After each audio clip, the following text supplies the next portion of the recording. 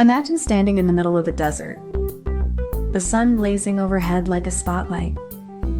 Your body is already sweating, but you don't feel the heat yet. You might think you can just keep moving, but the sun isn't just a light. It's a furnace, radiating energy that can melt metal and boil water in seconds. So, how hot can a human really survive in the sun? The answer might surprise you, and it's not just about melting skin. We're about to explore the limits of human survival, and why the sun could be both our greatest threat and our most powerful ally. When we talk about surviving in the sun, we're not talking about sitting in a beach chair. We're talking about exposure to extreme heat, like the kind you'd find in a desert or on a scorching summer day. The key here isn't just the temperature of the air. It's the heat radiating from the sun itself and how our bodies react to that intense energy. So what we're really asking is, how much heat can our bodies handle before they start to suffer? Or worse, fail to function properly? This is about understanding the difference between heat and temperature, and how each affects our survival in the sun. We need to look at the actual conditions that could push a human to the limit, and what happens when those limits are crossed. This isn't just about survival. It's about understanding the limits of our biology. Your body is a finely tuned machine, and heat stress can push it beyond its design. When you're exposed to extreme heat, your body's cooling system can be overwhelmed. It can't sweat enough, and your core temperature can rise dangerously fast. Heat can also exacerbate existing health conditions, like heart disease or respiratory issues. Your body's ability to regulate itself is under constant pressure.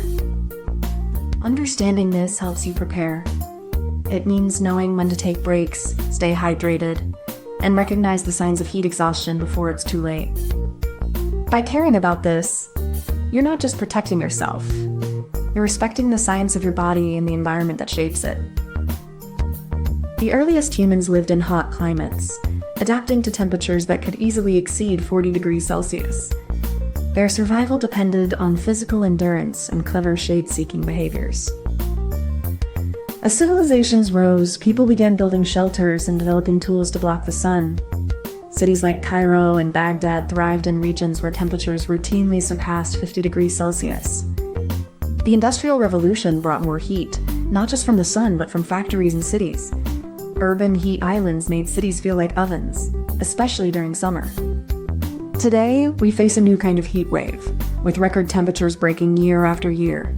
Cities like Phoenix and Karachi now regularly hit 52 degrees Celsius and beyond.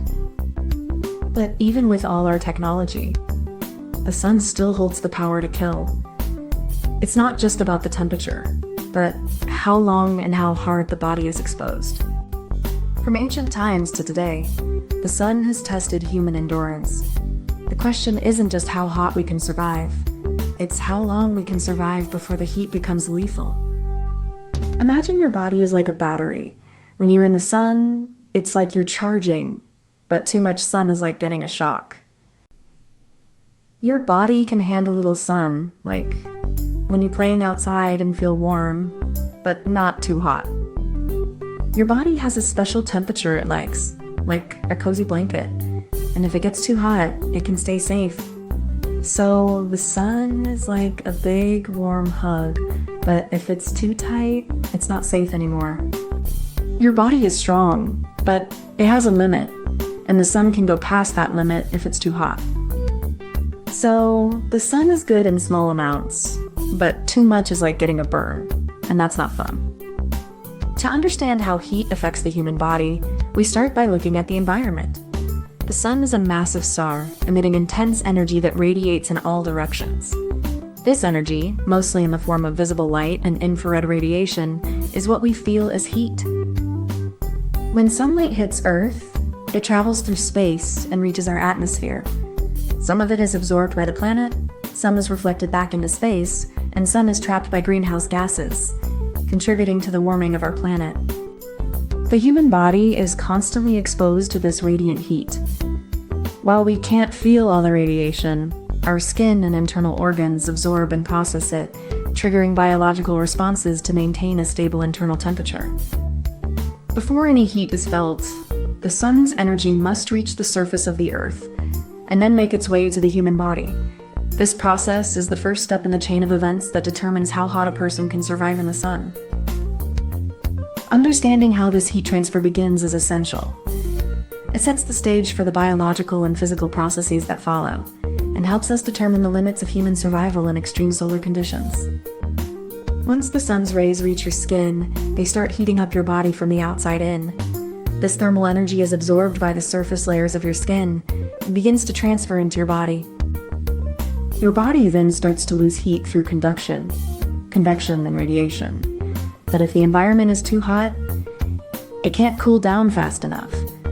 This creates a dangerous imbalance in your internal temperature.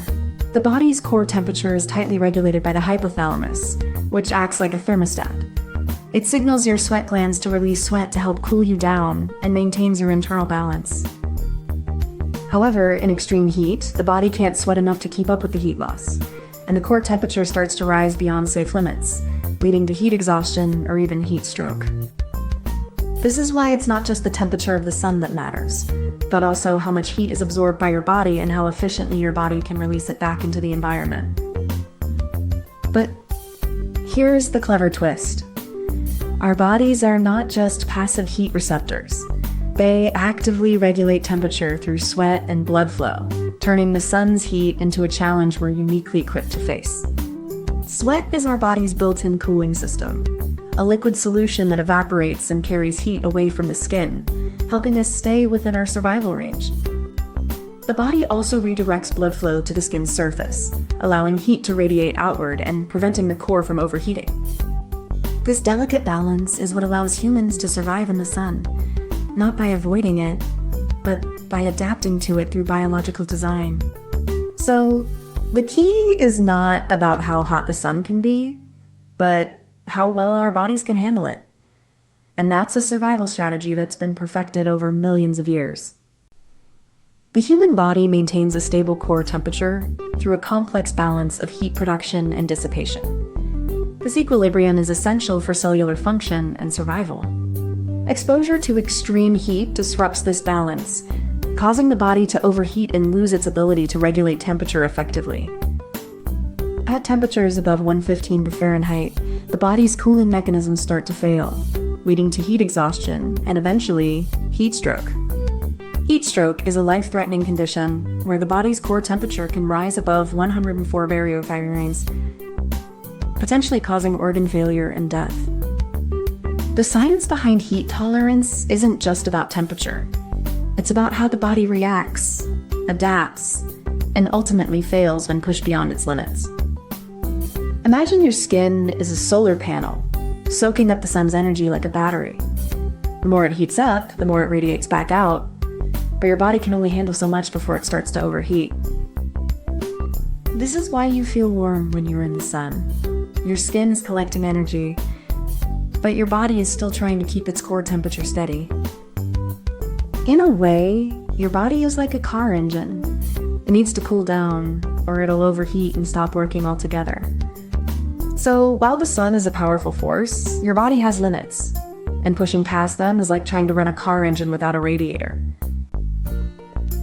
In the end, the sun is like a giant battery.